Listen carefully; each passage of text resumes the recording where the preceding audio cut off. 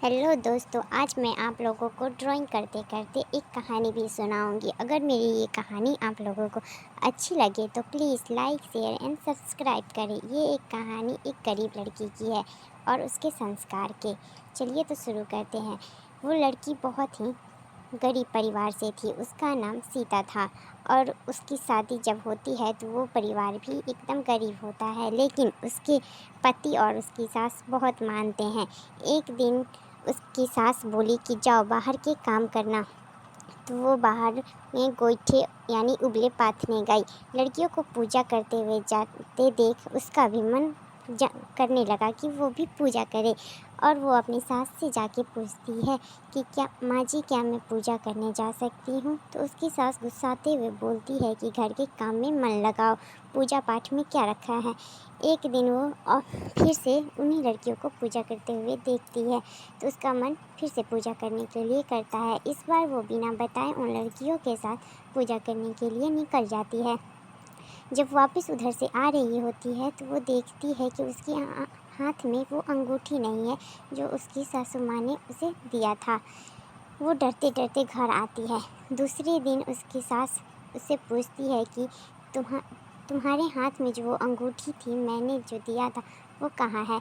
वो कहती है कि मैं बाहर गोबर पाथ रही थी तो वो खो गई। उसकी सास वहाँ जाके देखती है तो उसे नहीं मिलता है। वो गोईठे को उबले को फोड़ने लगती है। फोड़ के जब देखती है तो उसमें से उससे भी अच्छी अंगूठी निकलती है। वो एक एक करके सारे गोईठे के उबले फोड़ने लगती है। जब वो फोड़ती है तो देखती है कि इन सभी में से वो गोईठे के उबले में से अंगूठी निकल रही है। तब उससे पूछती है कि सच सच बताओ, वो अंगूठी कहाँ खोई थी। तो उसकी बहू बताती है कि मैं पूजा करने गई थी तो वहीं खो गया था। तब उसकी सास को ये चमत्कार लगता है माता रानी के, इसलिए वो उसकी सास कहती है कि जा बहू, तुम्हें जहाँ पूजा करना हो तुम पूजा करो, साथ में मैं भी चलूँगी। ये माता रानी के चमत्कार हैं, एक के बदले हमें अनेकों अंगूठियाँ दे रही है। और उसकी सास उससे बहुत खुश हो जाती है। और जब सीता का पति बाहर से काम करके घर वापस आता है तो वो अपने घर को पहचान नहीं पाता है, क्योंकि घर पहले के जैसा नहीं, बहुत ही सुंदर और बहुत बड़ा बन गया था।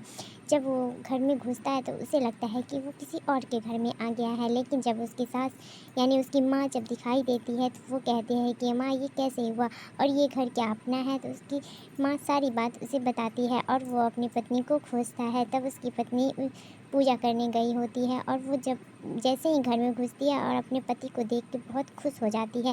उसके पति भी उसे देख करके बहुत खुश हो जाता है और कहता है कि ये तो बहुत ही अच्छा चमत्कार हुआ है, क्या माता रानी ने ये सारे किए हैं। तो वो बताती है हाँ, ये सब माता रानी ने ही किया है। और उसी दिन से वो भी भक्ति और पूजा पाठ करने लगता है और उसे बाहर जाने के लिए कोई ज़रूरी नहीं होता। पहले की तरह उसे पैसे की दिक्कत नहीं होते हैं और वो पूरा परिवार मिलजुल के रहने लगता है। और कुछ समय बाद सीता का एक बहुत ही प्यारा बेटा होता है और वो अपने बेटे का नाम राम रखती है।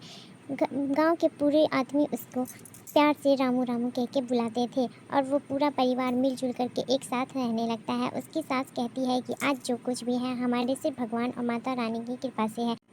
ये कहानी आप लोगों को कैसे लगा प्लीज़ कमेंट में हमें ज़रूर बताएं और चैनल को सब्सक्राइब कर